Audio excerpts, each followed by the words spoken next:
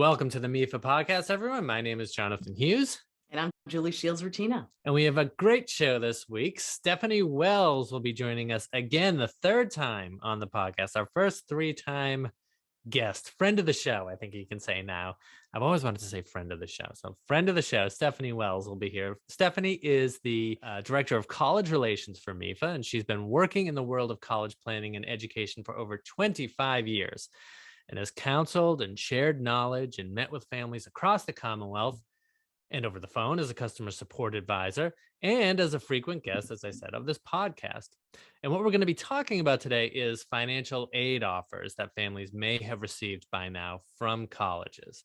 That's right. This is the time of the year when high school seniors and their parents start receiving their financial aid offers from colleges. And before we get to Stephanie's interview, which you definitely want to stick around for, we want to take some time and introduce our special program geared towards seniors in high school and their families who are sending a student to college for the first time. Isn't that right, Julie? Yes, it is. And we have a lot to say. So we're offering guidance to those families through our program called How to Pay for College, a guide for high school seniors and families. So people can find this guide on mefa.org/how to pay for college. So on this site, seniors and their families will find all sorts of resources to be able to help them understand and navigate their financial aid offers and their options. They'll be able to register for an upcoming How to Pay for College webinar. And if you can't take an hour out of your day to attend one of these webinars, we're also going to have a pre-recorded, more concise version. So we'll go through the presentation and share lots of information without stopping to ask for audience questions. Also on this site, there are links to calculators and tools that we're going to be talking about, and links to other videos, podcasts, blog posts, all aimed at providing families with steps to take once they've received their college acceptances and financial aid offers. Okay, and we'll throw that in the show notes so that folks can just go and look at that link and click on that link and go and find the guide. So you talked about, providing families with steps to take once they've received their financial aid offers from their colleges. And so I was wondering if you could go over some of what some of those steps may be. Yes. So families should look very carefully and review their financial aid offers. And what they really need to do is estimate the net price for each college so that they can make a final decision that is an affordable one as well. Yeah. And Stephanie is going to touch on some of those things in depth in her interview. But I also wanted to note that we're going to be addressing these topics for this audience, once again, the high school seniors and their families, over our next few shows. So we're going to be giving out pieces of information from that webinar to you. So remember to look out for those shows and subscribe if you haven't done so already.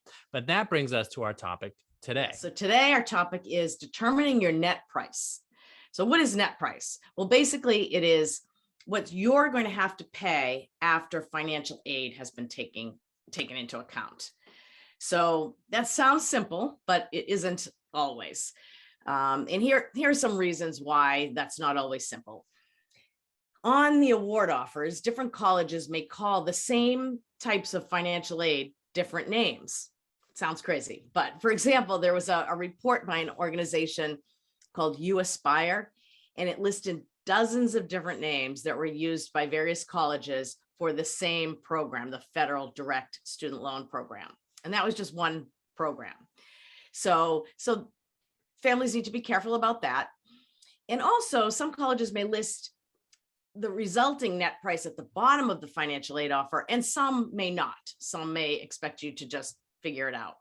So it's not always easy to determine what your net price is at one college, let alone all of them, and comparing your balances.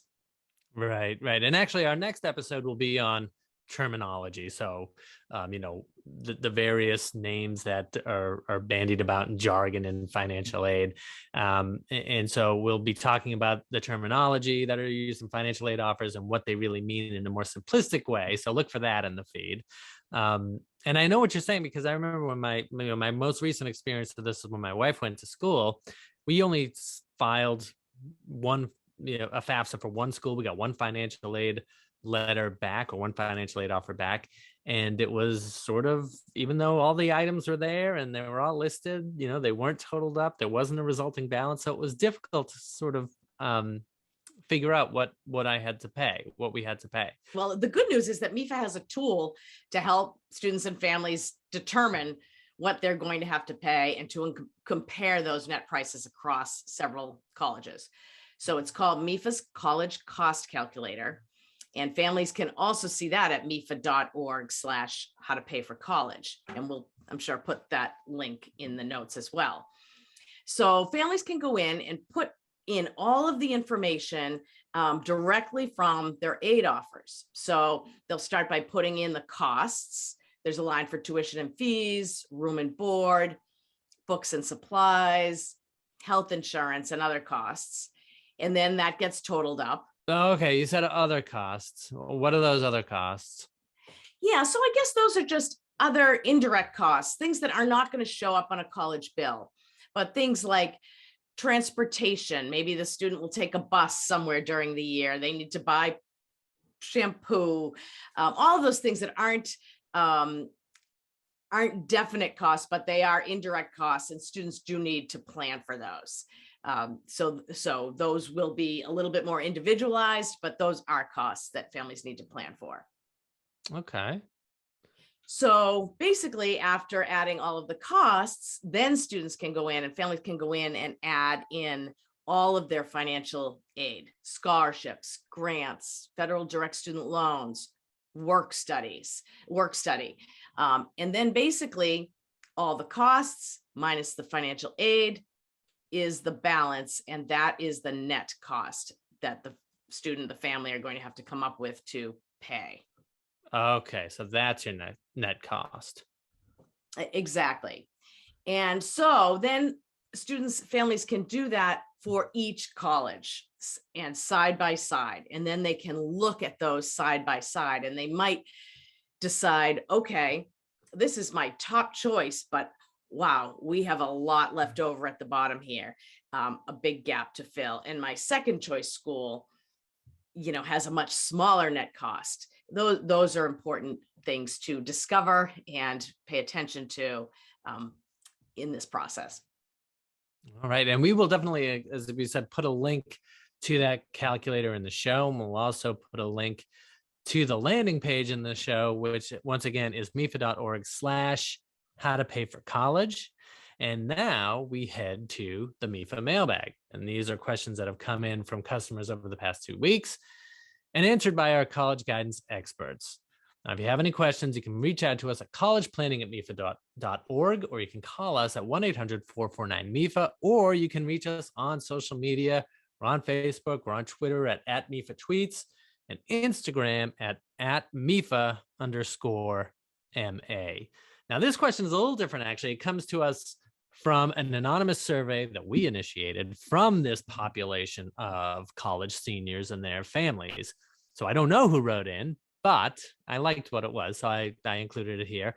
And this person just simply wrote, why do some schools offer nothing in terms of financial aid, and a comparable school will offer between $68,000 to $84,000 over 4 years? Very exact figure, but you get the point. Some schools offer nothing, and some colleges who are similar will offer quite a bit.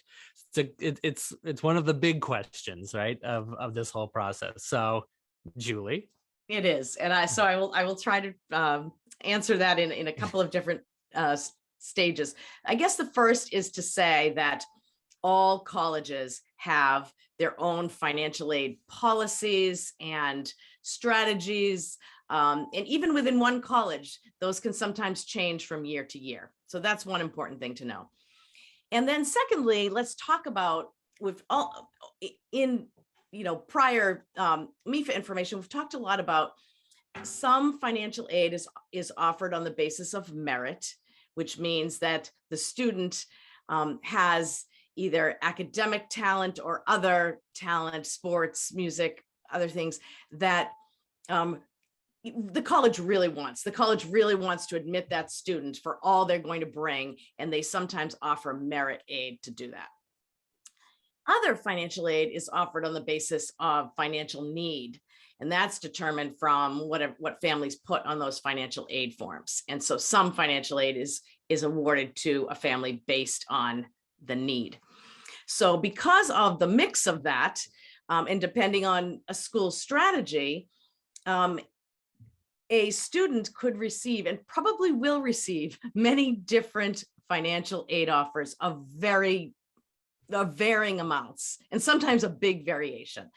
And so the student can say comparable colleges, and does comparable mean academically similarly competitive, or does it mean comparable size or public private? So it could be comparable in some ways, but they could also have very different financial aid policies. And that's why those award offers can look very, very different. And that's why it's so important that families take the time to really think about that and make sure that in addition to all the other reasons the student might want to go to college there, to make it an affordable option as well. That's great. And I would add just briefly that something that we say all the time: if you have questions about particular financial aid offer from a college, you can contact the financial aid office at that college, correct? For sure. Absolutely. Absolutely. All right. Excellent. Well, remember, if you have any questions, you can call us up at 1-800-449-MEFA, or you can email us at collegeplanning@mefa.org. We have a bench of college guidance experts waiting to answer your question. Now, let's go to my interview with MEFA's Director of College Relations, Stephanie Wells. MEFA's Director of College Relations, Stephanie Wells, joined MEFA in 2001, and ever since has been ensuring that all MEFA customers receive a high level of service and consistent information across all channels. She also works to further MEFA's public mission of educating and supporting families on the college enrollment and financing process. Stephanie received her BS in Speech Communications from Bridgewater State University and has completed graduate study for a joint master's degree in Public Administration and Political Science at Suffolk University. But the only thing that matters to us now is she is our first 3-time guest on the show. You were our first 2-time guest on the show, and now you are our first 3-time guest. Welcome, Stephanie, to the MEFA Podcast again. Thank you. 3 times a charm. That's right. Yeah. I feel like, you know, when people are on Saturday Night Live multiple times, they got to break Steve Martin's record. That's right. I was thinking Well, about that. thank you for having me, Jonathan. I'm happy to be here and talking about financial aid awards and how to pay the college bill. Yeah, exactly. I know it's something that's near and dear to your heart. So we're going to be talking about financial aid offers themselves. So before we actually get into the offers, let's talk about where students are or may be in this process, timeline-wise. Have they gotten their financial aid offers from colleges yet? Great. So we're specifically focused on high school seniors today with our discussion, because those are the students who would be getting financial aid offers. And so right now, most students who have applied early decision, early action, probably have at least one award letter or award offer in their email box or on their school's portal. If students applied regular admission, those awards or offers may be coming in later, and maybe late February, early March timeframe. That's when they all start to sort of trickle in fast and furiously. So students may have not heard back from all the colleges that they applied to for admissions, but they should have one in hand, especially if they applied early action. And if a student has applied early and they're wondering, geez, where's my financial aid offer? They could always call the financial aid office just to find out when they'll be releasing those financial aid offers. And that should be soon, over the next month or so, those will start rolling in the door. But that's about the time frame where we are right now, where students should start hearing if they've been accepted to a school. And then sometimes when students are accepted, the financial aid offer may come right hand in hand with the admissions offer, or it may be delayed by a week or two. Sometimes schools will send out the admissions offer and then send out the financial aid offer, so sort of stagger them. let's talk about first what exactly is a financial aid offer and what went into this financial aid offer, if you can. Great. So students, high school seniors and their parents, starting October 1st of 2021, have been able to apply for financial aid through the FAFSA form, which is the federal form that every student is going to need to fill out to apply for financial aid. And many private colleges also have families fill out what's called the CSS profile form. So a little bit more in-depth form that families will fill out to apply for financial aid at the actual college or university they're applying to for acceptance as well. So those are the first two steps. Find out from each college that the student has applied to. Make sure that you know what is the deadline to apply for financial aid. If you haven't filled out that FAFSA form, get on it, get that filled out as soon as possible, because deadlines may have already passed or they're imminently approaching. So make sure, first things first, fill out that FAFSA form. Make sure you know what those schools' deadlines are, and if they need to fill out a CSS profile form, you'll want to get that filled out too. So until a family fills out those financial aid applications, they won't be considered for financial aid at a college or university until all of that gets in. And then once they do submit them, then the college can review that information and analyze it to see if they are eligible for not only financial aid from their own college or university, but also they will take care of awarding federal aid from the federal government, as well as here in Massachusetts, if students live here, the financial aid office will also incorporate any state aid that the student might be eligible for. So really, you just had to fill out that one form, the FAFSA form, to be considered for aid from all three institutions, colleges, federal government, state government, and you might also have to fill out that CSS profile form at some of the private colleges. Well, thank you. And actually, I should mention that we, and as I mentioned earlier in the show, we have a guide available online for seniors and their parents to view information like this. And that's at mefa.org/how-to-pay-for-college with dashes in between each word. So how-to-pay-for-college. We'll have links on MEFA.org. So if you can't remember the website, we'll make sure it's easy to find right from MEFA.org's homepage, because this is the time of year. Tis the season where award letters are coming in and families are really getting close to that point where they need to make a decision and figure out, how are we going to pay for this? Can we afford this option? So it really is an exciting time.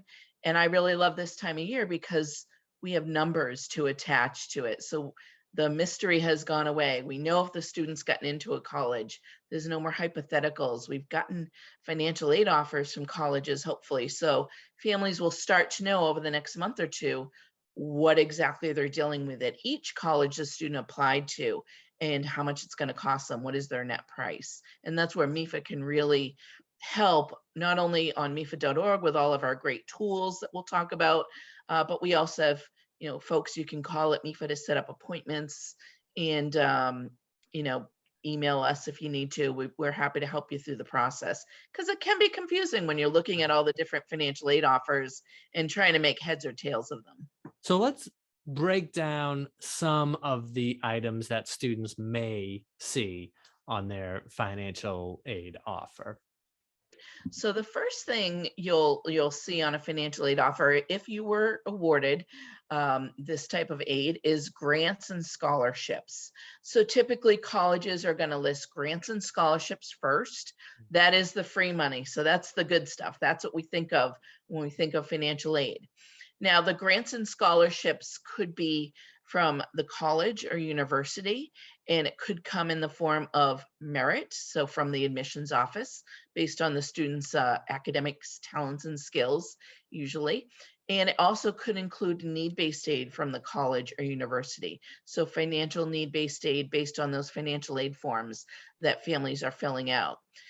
In addition, if families and students are eligible for any grants or scholarships from the federal government or from the state that they live in, that should also be on the financial aid offers as well, if they qualify. The next item that you may or may see on an award offer would be what's called work study. So not every single family is going to qualify for work study. It is a federal program based on a family's financial need. So you do have to have financial need to qualify, but it is a great way for students to help contribute towards the bill through a part-time job. So work study is a part-time job. The nice thing about work study is that any income the student earns through that work study job is not going to be reported the following year on the financial aid forms. So it's sort of, that income is set aside. So that's one big benefit. In addition to having students, giving them the ability to earn some funds through a part-time job, 10, 15 hours a week, nothing too crazy, and be able to earn a little bit of pocket money to help pay for some of the cost that is not billed directly to the family, like books, supplies, expenses, transportation, airfare back home, money for gas, whatever it might be. Some of those unbilled expenses are part of that cost of attendance, and students will need to pay for that information, pay for those out of pocket. And a work study job, or even any part-time job, is a great way to help pay for those unbilled expenses without taking out a loan to pay for them. So one good way to keep down your debt. The third option that families may see on an award offer would be a direct student loan. So a federal direct student loan. Now, you might say, geez, loans aren't financial aid. You have to pay those back. You might be charged interest. But when we talk about loans being on a financial aid offer and loans being considered financial aid, what we're really talking about are specifically the federal student loans. And I want to underline the word student, because students as undergraduates and graduate students are able to borrow directly through the federal government, and that information will be on a financial aid offer. So a freshman, for example, could borrow up to $5,500 in the federal direct student program. Now you may see other loans like a federal Parent Plus loan. I know we'll get to that. Some schools may put additional types of programs on there as a recommendation of how you might pay the balance due. But financial aid, when we're talking about financial aid and loans, we're really only talking about the federal direct student loan. I wonder if you can talk about subsidized versus unsubsidized. And I know sometimes this $5,500 figure that you mentioned of federal student loans for freshmen is something that should be familiar to folks who have seen a financial aid offer for their freshman year yet. So this is going to show up on a lot of them, but there may be different amounts and they may be called different things. And the first thing that might confuse folks is these terms subsidized and unsubsidized. This definitely trips families up a lot when they see sub, unsub, fed, direct loan. Different schools might word it a little bit differently on an award offer. But at the end of the day, a student can borrow up to $5,500. Now, part of that $5,500 loan for a freshman could be what's called subsidized. So that means it's interest-free while the student's in school. So a family does need to qualify for that subsidy. What does that subsidy mean? What does that mean, subsidized? That means that portion of the loan is interest-free while the student's in school, and the remainder of the loan would be unsubsidized or unsub. You might see sub and unsub loan on an award offer. So if we use that freshman loan amount of $5,500 as an example, up to $3,500 of that could be subsidized, meaning interest-free while the student's in school. So that's a good deal. Interest-free, we'll take that wherever we can get it. And then the remainder amount, $2,000, or if a family doesn't qualify for the subsidy, the entire $5,500 might be unsubsidized, meaning that interest is going to accrue while the student's in school. Now, that doesn't mean that they have to make payments on the loan. It just means that interest is accruing. We always recommend, if you can pay down the interest while the student's in school, it's not going to be a ton. Every quarter, pay down that interest. That way the student, when they graduate, only has what they borrowed left to pay back, not any interest that has accrued. Because what will happen when they graduate is that interest that is accrued will be added to the principal balance. capitalized to the principal balance, and then they'll start making payments on it and be charged interest on the full amount. So we're always trying to help students come up with ways to save money, not only with financial aid, but on their loans as well. When we talk about federal direct loans, I always say it's the only thing that we sort of recommend that everybody do, is that if you're going to be borrowing anything, that you start by taking these loans first. And there are reasons why these loans are considered financial aid and other types of loans are not. And you touched on some of that already with the subsidized and the unsubsidized, but I wonder if you could, talk about a few of the other factors that make these loans financial aid versus other types of loans. First of all, the rates are low, nice low fixed interest rates. And it's really the only way that a student who might be 18, limited credit, can take out loans on their own without a cosigner. So I like to call this, the student contributing towards the bill, having a little skin in the game. It's a good way for them to contribute. Now, they can't take out more than $27,000 as an undergraduate total for all their years in school. There are limits to what they can borrow, but it is a good way to borrow at a low cost. Now, a couple other benefits that you wouldn't necessarily see, if you went to your local credit union to get a loan, are federal benefits, multiple different types of repayment options to choose from.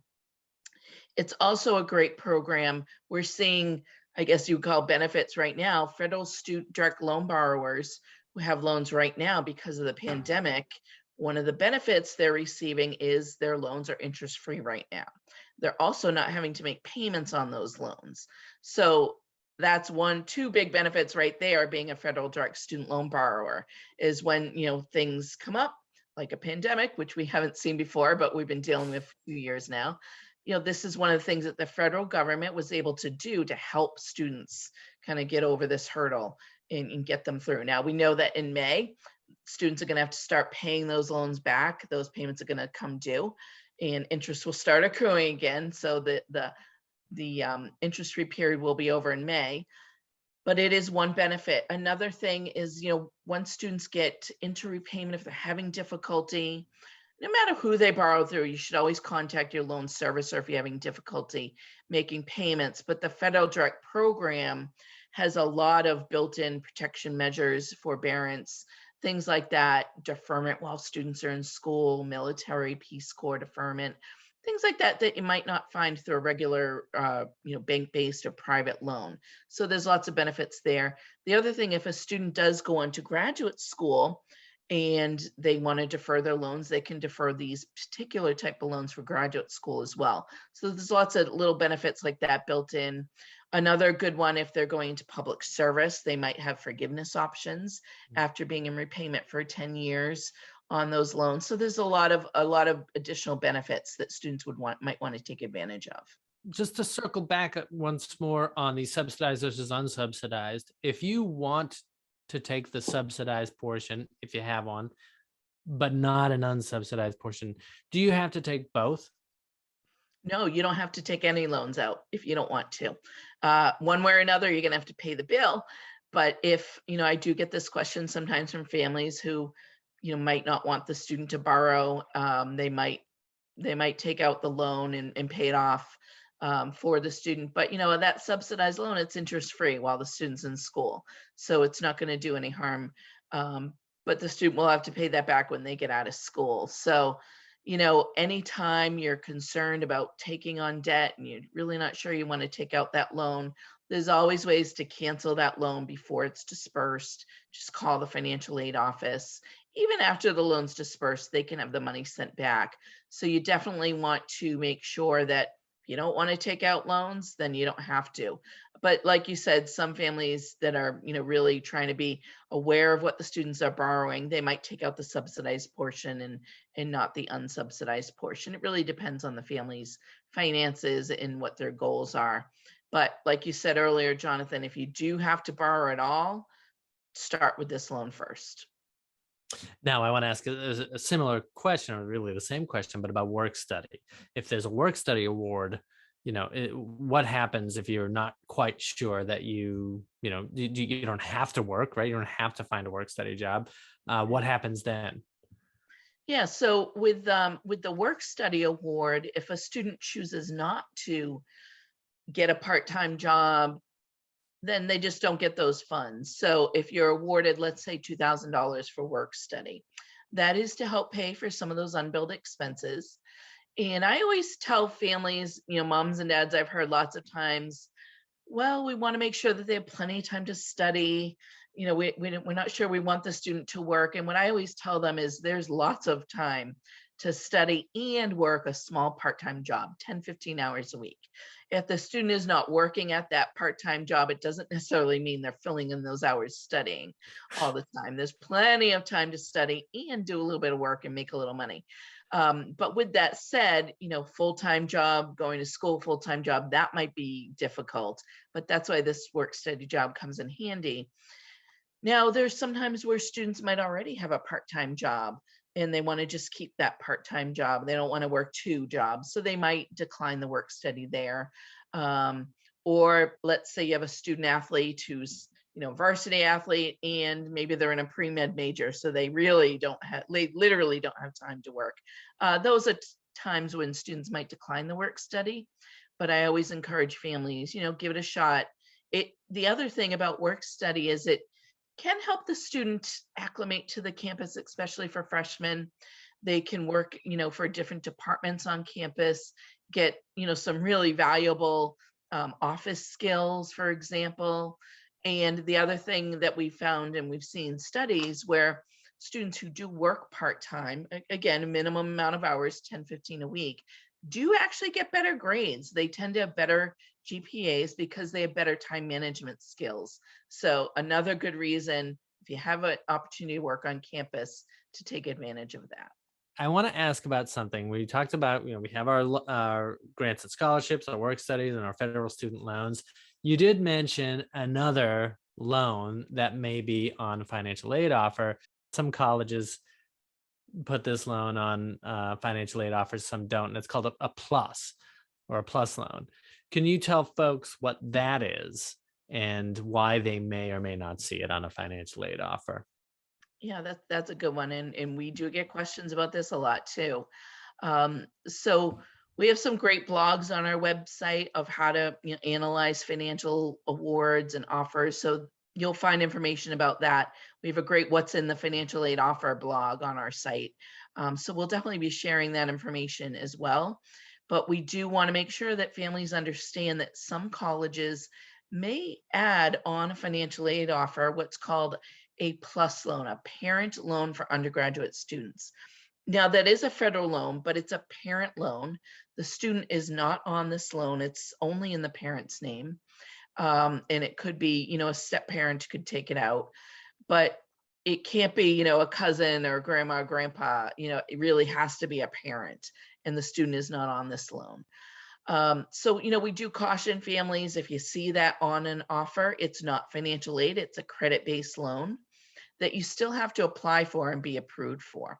So the PLUS loan may be an option that families might choose to use to pay for their college bill, but because it's on an award offer does not mean that you have to take it out. Really, what I tell folks to do is cross that PLUS loan out on the award offer, add that amount to what you owe, and then come up with a strategy to pay that bill. And a PLUS loan might be part of it. Now, also, families, I have had them come up to me back when we were able to meet with families in person and say, this PLUS loan is on our offer, but I can get a cheaper loan with a lower interest rate, maybe through MEFA, for example. Do I have to take it out? And the answer to that is no. You are able to pay for your balance due at the school with whatever options you choose, savings, payment plans, those we want to go to first before loans. So definitely, if you have any questions about it, give us a call. We can help out with understanding the different types of awards that are on that financial aid offer. But the PLUS loan is one that does trip families up. And really the reason why colleges put those PLUS loans on financial aid offers is to really show a recommendation of how a family might pay for that balance due. Mm-hmm. And not a lot of colleges even practice this anymore. It has come under some scrutiny where colleges have put these financial aid offers, including PLUS loans, that has come under scrutiny, but we do still see it from time to time. Finally, I want to ask you, you mentioned this is what could be in a financial aid offer and all these various elements that, some are going to be there probably across your financial aid offers, some are not, right? So financial aid offers from different colleges will be different, and they'll have different things and different amounts. Are families able to negotiate with the financial aid office about their offers?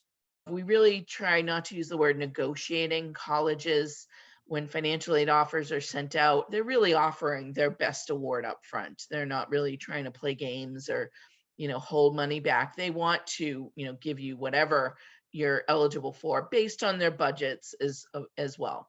So with that said, there may be times where, geez, if we just had a few more thousand from college A, then we might be able to swing it. You can call the admissions office, call the financial aid office and talk about that. And, just make sure that they've taken everything into account. If there's a story behind the scenes, maybe mom or dad lost their job in December, and that's not included on the financial aid offers because when they filled out their financial aid forms, everybody was employed. Things like that, special circumstances that the school may not be aware of, definitely reach out to the financial aid office to see if there's anything they can do. I don't call it negotiating. I really just call that, inquiring. It's always okay to ask a financial aid office, how did you come up with these numbers? We're really struggling to make these numbers work. How can we do this? They may have options of, ways to pay the bill. And who knows, they may have more resources. Maybe there was something that you told them that they didn't take into account initially. And, just in general, we have seen admissions offices and financial aid offices, when families go to them and say, this is my top choice school. Is there anything you can do? They might throw you another couple extra thousand, for example. Hey, it doesn't hurt to ask. But I try not to use the word negotiating because it's really not really a negotiation. They've given you what they can up front. But if they know, geez, with just a couple extra thousand, we might be able to get to the student in the door and you're one of their top students. You never know. It doesn't hurt to ask. But I try not to use the word negotiating. And as if to make this point, as you say, we have a webinar on financial aid appeals, right? You can appeal your financial aid award, and that's upcoming on March 31st. So you can look for that on our social media channels, and also we can post the link to register for that webinar in the show notes as well. Yeah, that's going to be a great webinar because we'll have folks from colleges, and they will be talking about their process and how they handle appeals and what things that they take into consideration. So don't miss that one. Stephanie, anybody who listens to this will realize why you're the first third-time guest on the show. I couldn't imagine stating anything better than you stated it here. It was a great pleasure. Thank you very, very much. Thank you, Jonathan, and good luck, everybody. Hope all goes well, and give us a call if you need assistance. Okay, once again, thanks to Stephanie for sharing her time with all of us today. And folks, if you like the show today and you want to hear more from MEFA on all topics related to planning, saving, and paying for college, career readiness, and reaching financial goals, please subscribe to us on Apple Podcasts, Stitcher, iHeartRadio, wherever you get your podcasts from. And whether you're a new or regular listener, please remember to rate and review us so we can keep doing what we are doing and getting this good information out to people like you. Julie, thank you so much for joining me today. Thank you, Jonathan. Thank you to our producer, Sean Connolly, and our editor, Lauren Patton. Once again, my name is Jonathan Hughes, and this has been the MEFA Podcast.